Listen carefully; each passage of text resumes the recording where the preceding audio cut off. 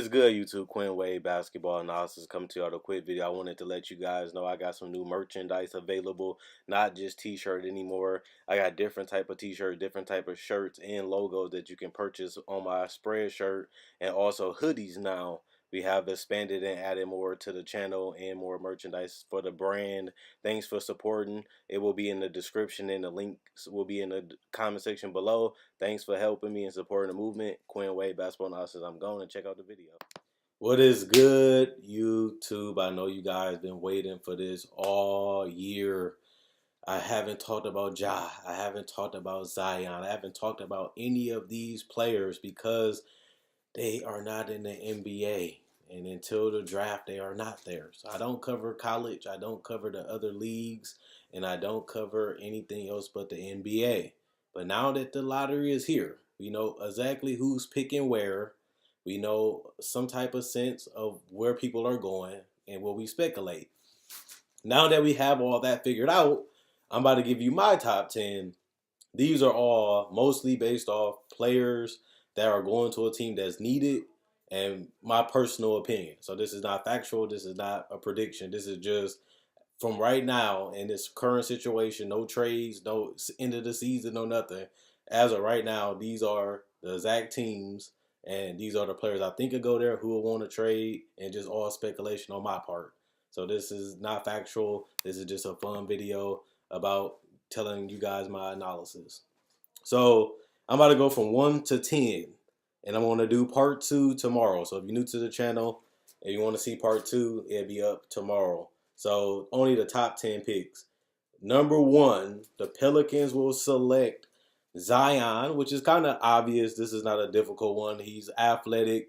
He takes over games when he needs to. Nobody can guard him. He's just too big, too strong, too tough. And at the end of the day, they had a lot of success. The fact that they didn't fit well together and they could have had some better pieces around and use a little bit more of a cleanup on some small X's and O's to get them better shots. They made it far enough in the NCAA, but Zion is what the players and people want. He puts on the show, unstoppable, especially when he learns and develops more moves. He's super young, and he has really no major injury history. So everybody's saying Zion is the best player. Everybody's saying he's a no-brainer number 1. He has proven that throughout this whole year in college, and it hasn't changed right now. And I don't see the Pelicans changing it because if Anthony Davis, if he leaves, they're going to need somebody else to carry the torch. If he decides to stay because they do have Zion and still have Drew Holiday, and you still have him, plus some solid role players around you, maybe they decide to try to convince AD like he said. And if he can convince AD to stay, you have a tough team to beat. But as of right now, the Pelicans are bad. They still are missing some pieces. Like I said, this is right now, so we don't know free agency and where AD going to be. But if you had to leave, trade AD, obviously you will still have a number 1 pick in Zion. If this number 1 pick helps AD stay, then that's just even better for you. But number 2, I'm going to go Ja Morant with that too. He looks like a generational player when it comes to his position. Athletic, fast, quick, can jump, can dunk, show a little bit of shooting ability that can be developed as the seasons go on. Has a knack to want to play defense. Very happy guy. And if you can put up those type of numbers that he put 20 and 10 in college, that's very, very impressive.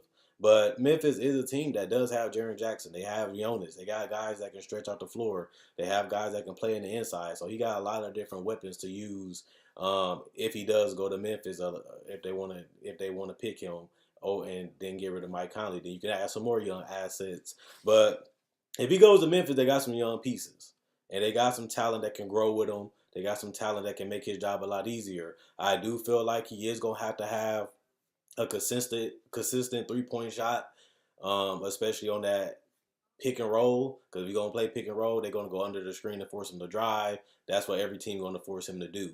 But if he can knock down a 15-footer or a floater or even a spot-up 3, even if it's at 30 to 35% or higher, that would be something that he have to do confidently because in the NBA, you're going to have to be able to knock down that 3 or that mid-range, or at least get a floater, or at least be able to probe and I don't really see him doing that at an elite level right now. But like I said, with Jaren Jackson being a stretch four, and you having a guy like Jonas in the paint that can hit jumpers and dive to the paint very quickly, you have some guys that can help him make his job a lot easier, and he has some actual talent around him to a certain extent. He's not going to a team that's overly terrible. So with some improvement, obviously he'd be very good for the Memphis Grizzlies. But I'm just going number 2 on him just based off talent alone. He's the best available talent. Plus, you don't really have no way of getting major free agents. So I think that's something that you would definitely do. I can also see them taking R.J. Barrett because they do need a swing man. But Ja is overall just a better player right now. Number 3 will be the Knicks. The Knicks will honestly take the best talent available is Barrett. Problem with this pick is they don't really need anybody because they already have a young developing point guard in Dennis Smith Jr. They still trying out Moutier. And on top of that, they got Kevin Knox for the forward position. They still have Alonzo Trier that's a guard that shows a lot of potential and very good. And you still have the center. So you have Mitchell Robinson in that paint. So you have a lot of young prospects already on your roster that fills a lot of your needs. To me, this will be more of a something that I can see being traded. I don't really see the Knicks really being desperate to need RJ Barrett because he can score, he can finish, he can create his own shot, he can be a decent rebounder and playmaker. That's what you want. But then again, it kind of defeats the purpose of getting Knox. It kind of defeats the purpose of them getting these other players that they just going to draft him and then push them to the bench when they're not even 21 years old either. So I think this is one of those spots in the draft where I can see a trade happening to either get a piece for KD, and if they don't get a piece for KD, get a piece for KD and KD and Kyrie. If not, I don't really see them keeping this pick honestly because they have a lot of young potential guys, and adding another one only causes confusion, not only for the fans but for the organization of who they really want to build around and who they really want to keep. And since a lot of their players are still far away from being NBA ready, I don't see this team being a contender right away outside of getting Kyrie and KD or KD and somebody else or just getting KD in general. So they are in a situation where they don't really need a point guard if they want to keep Dennis Smith Jr. Plus they already got cap space so they can buy a point guard, and they already got a lot of their positions filled with quality young players that still is trying to develop.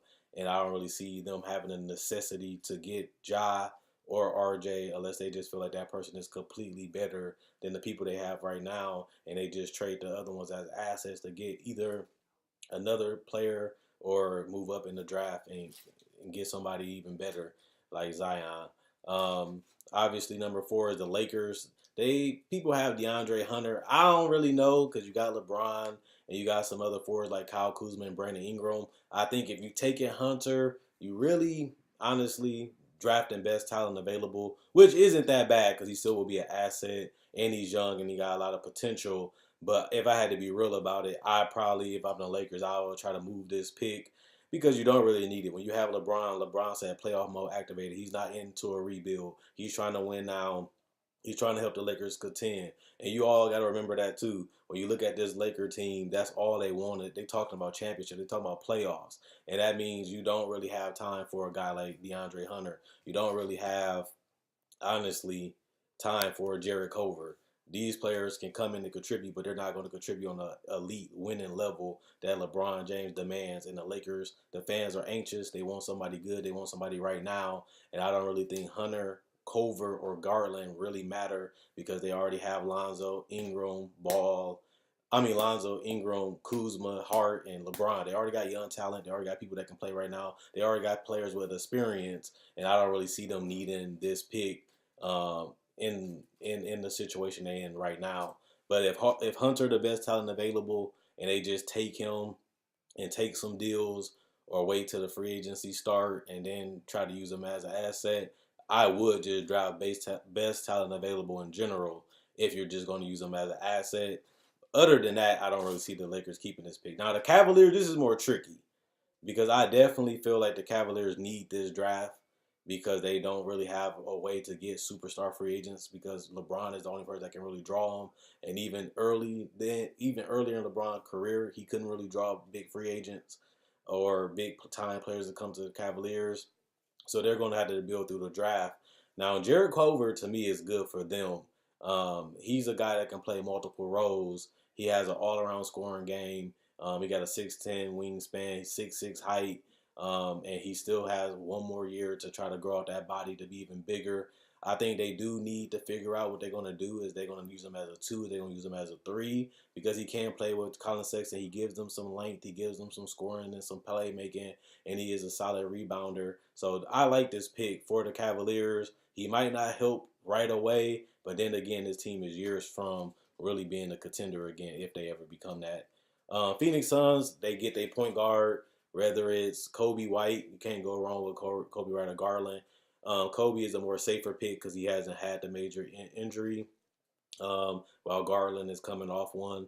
But he shows that he can be a very special player in Garland. He can be something very dominant. He knows how to score. He knows how to create his own shot. He knows he has a little confidence in his ability. He has a little swagger to him, and he can put on a show. But will he mesh well with a guy like Devin Booker that likes to handle the ball and score a lot and take a lot of shots? And then you still got to feed the big man and DeAndre Ayton. Is he going to be comfortable not getting no post-ups? Is he going to be comfortable just being a role man? You do have Bridges in the corner. You do have Booker in the corner. You need somebody that can create a shot, and you need somebody to go out there and create for others.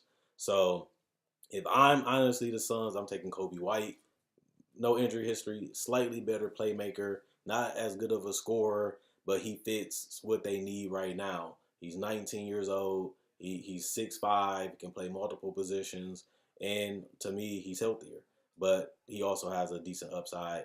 And obviously, the Bulls, I don't really like them taking Darius because they already have Chris Dunn, plus they got cap space, so they don't really have to make a priority to get a point guard. And even if they did, Darius Garland, after the injury, I don't really know if that's a guy you really want to take a gamble on when you're in a city like Chicago where they expect you to be great, even though you do have a lot of young assets. Do you really want to give up on Dunn? And if you do, is Garland really that guy that can be better than him?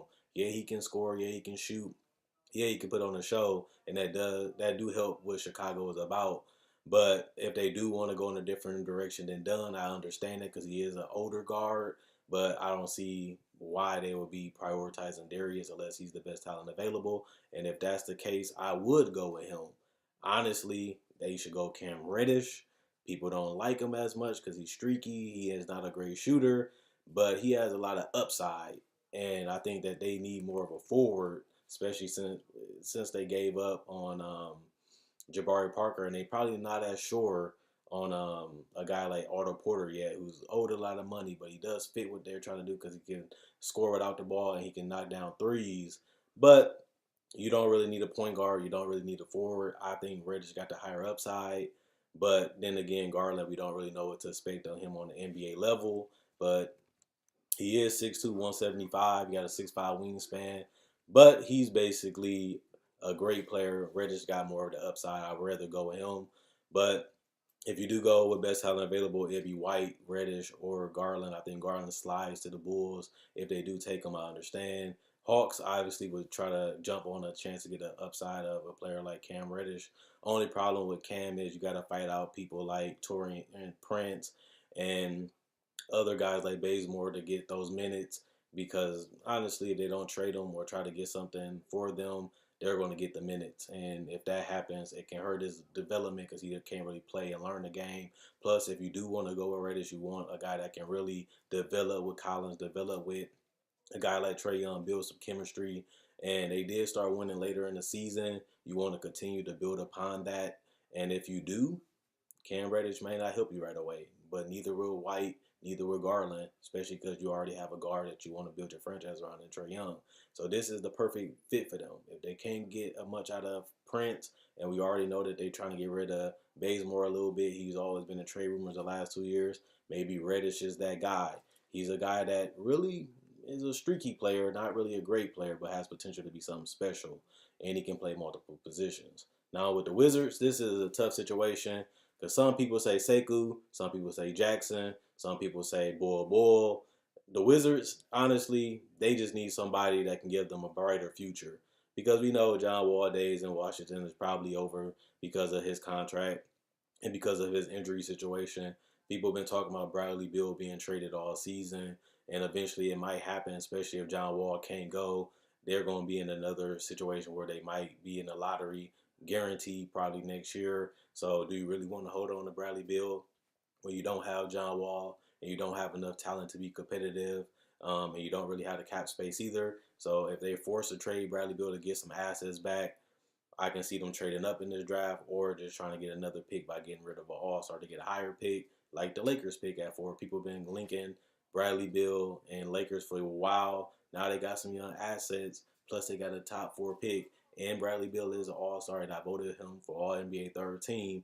Maybe it happens, and if it does, getting a number 4 pick and getting some of those young guys to come down there on a team that's going to be rebuilding anyway, add another lottery pick plus a number 4 pick, you can be into something special, um, especially with the assets they can probably get also with that number 4 pick. So Washington, I prefer them to get Boyle. They're gonna need somebody that can shoot and anchor that paint since Dwight Howard had an injury season. He's not gonna be there long anyway. Maybe they go big. They needed a big for a while. And if they do keep John Wall and Bradley Beal, Boyle might be a perfect fit. He can run the rim, he can stretch the floor, he can protect the paint, and he can rebound. If not, can't really go wrong with a guy with potential. So Sekou makes sense. If I had to pick, I'll go Boyle because you're going to be a lottery team anyway next year. But if you're not, go Sekou. He got a higher upside probably than Boyle coming off the injury. And number 10, people say Boyle. People say Jackson Hayes. People say Sekou. People say Brandon Clark. You can't go wrong because the Hawks already got a top 10 pick. And if I had to be honest, I think they should go with a power forward. So honestly, Jackson Hayes is a center. He can play with a guy like John Collins, but you also have the fact that you can get Boyle, a guy that can protect the rim, shoot the ball, and play with John Collins. But Boyle is a shot blocker, and honestly, John Collins is not really known for his defense, but he does play well and give him the floor space and for Trae on the probe and get in the paint and get his floater off and be able to play off the ball. But you also got an anchor. But if you go with Jackson Hayes, he's a guy that's athletic. He's a guy that can finish. And he can rebound that ball when given the minutes. Problem is, he's more of a project. Do the Hawks want to build to a contender this season or into a playoff team this season, or do they want to take another year off and accumulate more assets? I think after the season they had, they want to win a little bit more the upcoming year. They're not trying to really tank. So honestly, if the Boyle is there, take him. Best talent available, high upside. If not, you can't go wrong with Jackson Hayes. He's a proven player to a certain extent, and honestly, he can be a rim protector too, and he don't have the injury concern. So that's my pick. If I'm Hawks, I'm picking Hayes. If I'm Wizards, I'm picking Boyle. If I'm Cam Reddish, I want to go to the Hawks. And if I'm the Hawks, I think he has high upside at the 8 pick. If I'm the Bulls, I'm taking Garland. If I'm Phoenix, I'm taking White. If I'm Cleveland, I'm taking Culver. And obviously, if you're the Lakers, you trade the pick. If not, you take best talent available. Knicks, get Barrett. You can't really go wrong with Memphis getting Ja. And obviously, the number 1 pick that everybody love and worship is Zion Williamson. And he's there and he will be available. So check out my website, analysisplayground.com. Link in the description, comment section below. Check out my Facebook page, analysisplayground.com. Link in the description, comment section below. Like on Facebook. Thanks for everybody that likes on the Facebook page. Thanks for all the support. Thanks for people buying the merchandise. Also, thanks for everybody that continues to watch, like, and comment. I like the activity y'all guys been doing a lot lately. And on top of that, I read every comment. Also, I do summer league videos, NBA draft videos. Like this is a mock draft. I also cover the regular season, whether it's trades, buyouts, trade deadline, or even free agency. I also do NBA breakdowns on rookies, players, and legends. And I also offer a lot more content. So if you like this video, check out my older video, check out my playlist. And also, at the end of the day, I enjoy making these videos. You guys enjoy watching. That's why I continue to go. Quinn Wade, basketball analysis. I'm gone.